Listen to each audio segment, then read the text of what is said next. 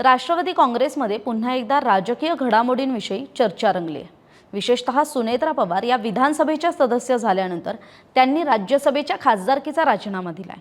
त्यामुळे त्यांच्या राज्यसभेची जागा ही आता रिक्त झाली आहे आणि या जागेवर छगन भुजबळांची वर्णी लागू शकते अशी चर्चा आहे। आणि मग छगन भुजबळांना दिल्लीला पाठवण्याची तयारी सुरू असल्याची जोरदार चर्चा राजकीय वर्तुळात सुद्धा आहे आणि राष्ट्रवादी काँग्रेस पक्षात सुद्धा। भुजबळांचं नाव खरं तर याआधी सुद्धा लोकसभा आणि राज्यसभा निवडणुकीत चर्चेत आलं होतं, मात्र त्यावेळी वेगवेगळ्या राजकीय समीकरणांमुळे त्यांना संधी मिळाली नव्हती। पण आता सुनेत्रा पवार यांच्या रिक्त झालेल्या जागी पुन्हा एकदा भुजबळांची वर्णी लागू शकते किंवा भुजबळांच्या दिल्लीवारीची शक्यता वर्तवली जाते।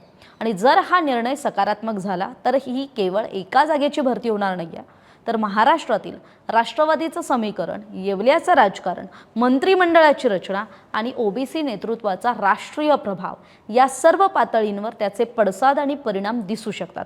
त्यामुळे या सगळ्या विषयांवर आपण बोलणार आहोत या व्हिडिओत। त्यामुळे हे सगळं समजून घेण्यासाठी हा व्हिडिओ शेवटपर्यंत पहा। नमस्कार, मी कोमल, आपण पाहताय सकाळ। सगळ्यात पहिला मुद्दा येतो की भुजबळ खरोखर राज्यसभेवर जाणार का? कारण छगन भुजबळांची दिल्लीच्या राजकारणात जाण्याची इच्छा नवीन नाहीये। लोकसभा निवडणुकीच्या वेळी सुद्धा त्यांचं नाव पुढे आलं होतं। अमित शहांनी सुद्धा अगदी त्यांच्या उमेदवारीबाबत सकारात्मक भूमिका घेतल्याची चर्चा होती, त्याविषयी खुद्द भुजबळ सुद्धा बोलले होते। मात्र महायुतीतील जागा वाटपाच्या गुंतागुंतीमुळे तो विषय पुढे सरकला नाही आणि मग सध्या भुजबळ हे राज्य मंत्रिमंडळात अन्न व नागरी पुरवठासारखं महत्त्वाचं खातं सांभाळतायत। त्यामुळे राज्यातलं कॅबिनेट मंत्रिपद सोडून राज्यसभेत जाणं हा त्यांच्यासाठी मोठा निर्णय नक्कीच ठरेल। मग स्वतः भुजबळांनी मी ज्येष्ठ मंत्री आहे म्हणून मला राज्यसभेवरच पाठवा असा आग्रह धरणं योग्य नाहीये। पक्ष जो निर्णय घेईल तो आपल्याला मान्य असेल अशी भूमिका भुजबळांची आहे। त्यामुळे अंतिम निर्णय आता पक्ष नेतृत्वाच्या हातात असल्याचं सुद्धा स्पष्ट केलं जात आहे। दुसरा मुद्दा येतो तो की राज्यसभेवर गेले तर स्थानिक राजकारणातून त्यांची एक्झिट होईल का? तर भुजबळ राज्यसभेत गेले तर त्यांचं सक्रिय राज्यस्तरावरचं आणि स्थानिक पातळीवरचं जे राजकारण आहे तिथलं जे अस्तित्व आहे ते काही प्रमाणात कमी होऊ शकतं। त्यांचं वय पाहता, त्यांचं आरोग्य पाहता आणि दीर्घ राजकीय कारकीर्द लक्षात घेतली तर हा निर्णय त्यांच्या राजकीय प्रवासातला पुढचा टप्पा मानला जाऊ शकतो। मतदारांमध्ये सुद्धा हा संदेश जाऊ शकतो की भुजबळ आता महाराष्ट्रातील दैनंदिन राजकारणापेक्षा राष्ट्रीय पातळीवर अधिक लक्ष केंद्रित करणार आहेत आणि यामुळे राष्ट्रवादीत नव्या नेतृत्वाला संधी मिळू शकते। मात्र भुजबळांसारखा प्रभावी नेता तयार होणं ही काही सोपी गोष्ट नाहीये। तिसरा मुद्दा येतो की येवल्यात मग पोटनिवडणूक लागली तर मग उमेदवार कोण असेल? कारण जर छगन भुजबळ हे राज्यसभेवर गेले तर येवला विधानसभा मतदारसंघ रिक्त होईल, मग तिथे पोटनिवडणूक लागेल आणि मग इथे या एका पोटनिवडणुकीसाठी त्यांचे जे चिरंजीव आहेत पंकज भुजबळ हे आधीच विधान परिषदेचे सदस्य आहेत, त्यामुळे ते मैदानात उतरण्याची शक्यता तशी कमी आहे। आणि अशा परिस्थितीत त्यांचे पुतणे जे समीर भुजबळ आहेत हे सर्वात मजबूत दावेदार ठरू शकतात। पण मागील काही महिन्यांपासून ते येवला मतदारसंघात सुद्धा अधिक सक्रिय झालेत आणि जनसंपर्क वाढवताना दिसत आहेत।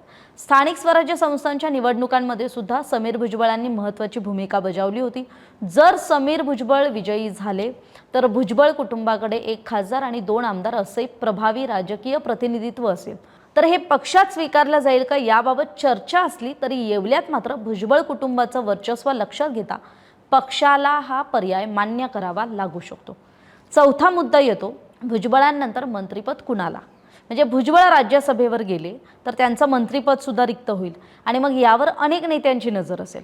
म्हणजे पंकज किंवा समीर भुजबळ यांना तात्काळ मंत्रिपद मिळेल अशी शक्यता कमी मानली जाते, कारण छगन भुजबळांसारखा अनुभव आणि त्यांचं जे ज्येष्ठत्व आहे, त्यांचा जो राजकीय कारकिर्दीचा प्रवास आहे तो या दोघांकडे अजूनही नाही आहे।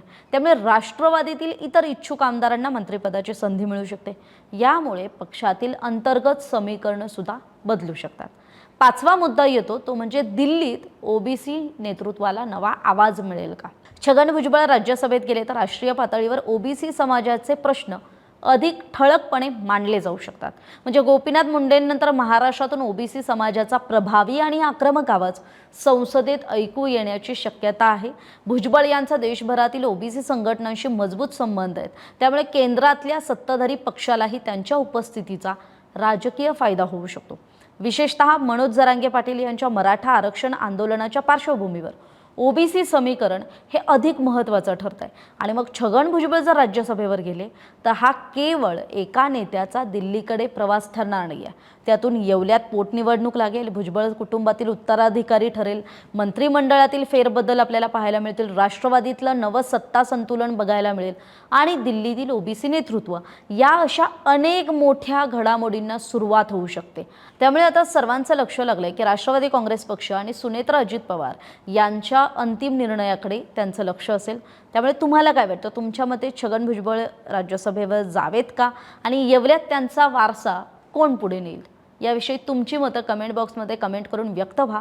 आपल्याला हा व्हिडिओ माहितीपर वाटला असेल तर फ्रेंड्स अँड फॅमिली सर्कलमध्ये जास्तीत जास्त शेअर करायला विसरू नका। महाराष्ट्रातील सर्व बातम्यांचे विश्वासार्ह व्यासपीठ, सकाळच्या सर्व सोशल मीडिया प्लॅटफॉर्मला लाईक, फॉलो आणि सबस्क्राईब करा। तसंच सर्व नोटिफिकेशनसाठी बेल आयकॉन प्रेस करायला विसरू नका।